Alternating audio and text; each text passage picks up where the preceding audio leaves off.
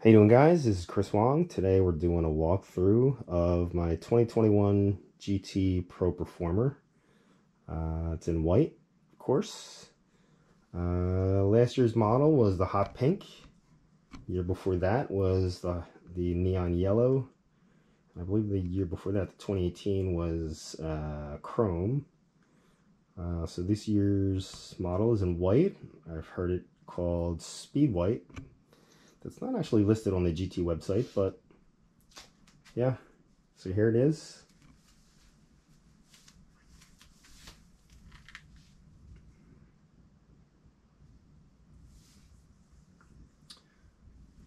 So as far as comes on the bike, I haven't changed a whole lot on the bike. It's almost fully stock. I just changed some minor things on it. It didn't actually come with pegs, so I put pegs on it, of course. I picked up the GT Safe Street pegs originally. I did actually have the GT Real Steels on for a short while, but I switched back to the Safe Street plastic pegs because I kind of prefer having the plastic pegs on there. On the fork, there's a cutout for pegs. Something that was not there on the original 86. Similar dropout design though. This came with the kind of OG style GT tires. You can see the tread there, GT and the GT logos in the treads. These are, for me, unfortunately, 60-pound tires. I actually picked up another set of GT tires that go up to 110 psi. I'm waiting for the stock GT tires, 60-pound tires, to wear out, and then I'll swap these GT 110s on next. As far as brakes, it actually came with these Odyssey Springfield brakes. They're actually pretty good, pretty easy to work on. There's nothing wrong with these brakes. They worked well when I had them on. I rode them for maybe, I'm gonna guess like 2 weeks or so. Pretty decent brakes. Very simple to work on. Single spring in the center, you can see here.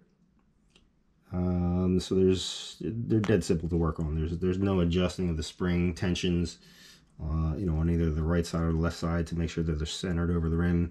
You just bolt them on with these two bolts here, and then the center spring always makes sure that they're centered. So dead simple to work on, but I replaced them with the Diacomp FS996 brakes. I also have the 2018 Horror Master, so I got pretty much the same brakes that are on those, but just in a different color, of course. As far as brake levers go, I have the Diacomp Tech 77 brake levers, locking. This came with generic brake levers. I'm not even sure if these are Odysseys, but yeah, pretty decent brake levers for what they are. They work well. So one thing that's missing is a cable guide for the front brake cable. It actually came with a cable tie for that, so yeah. It's got the Reissue GT Performer bars. The grips, these are GT grips, of course, but they're not anything like any of the older 80s grips. These are more like a straight up mushroom style grip. Flangeless, of course. I think they look super clean. And then these do have GT engraved bar ends.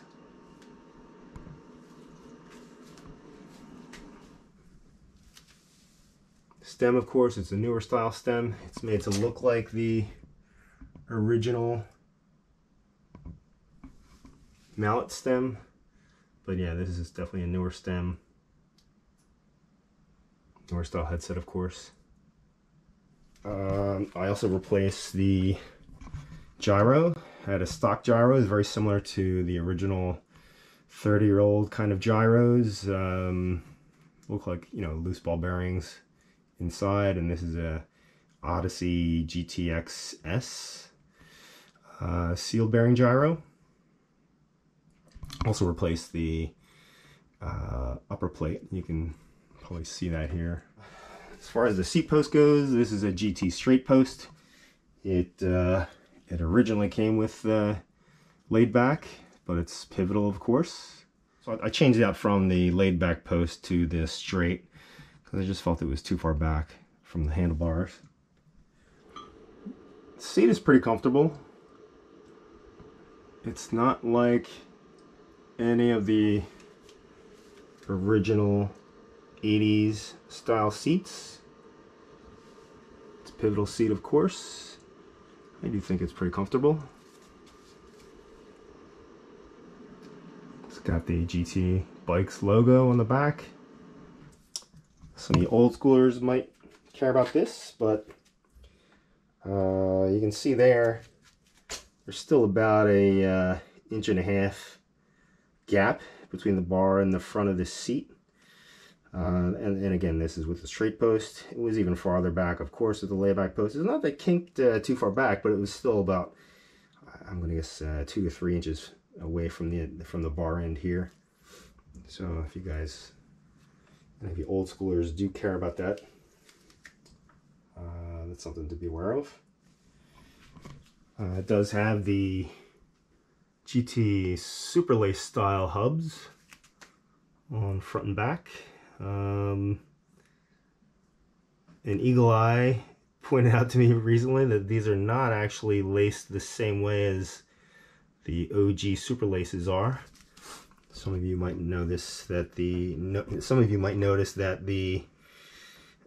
spokes are not all on the outside of the hub. Yeah, this has newer style gearing. This has a 28.9 gear ratio. And of course, we have the GT Power Series cranks here. These are reissues, of course, painted in black.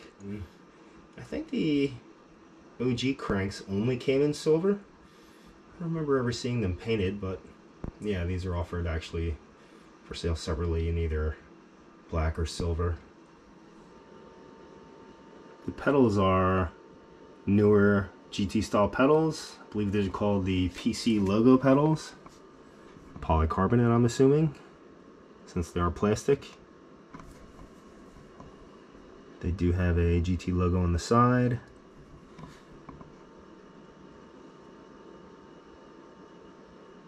Nothing special about these pedals. You'll find these on some of the current models as well. Of course, that OG stamp on the back of the frame.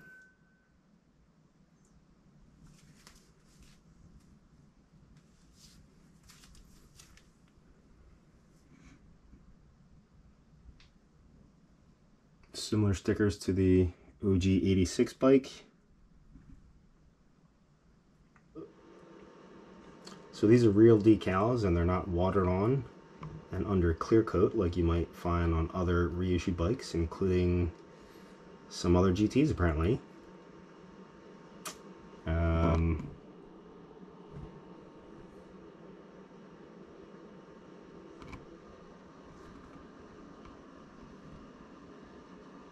And you can see the stickers peeling a little bit from doing a little flat land on the bike.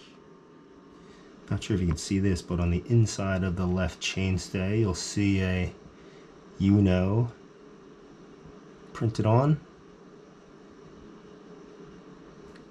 So there you have a little tour of the 2021 GT Pro Performer.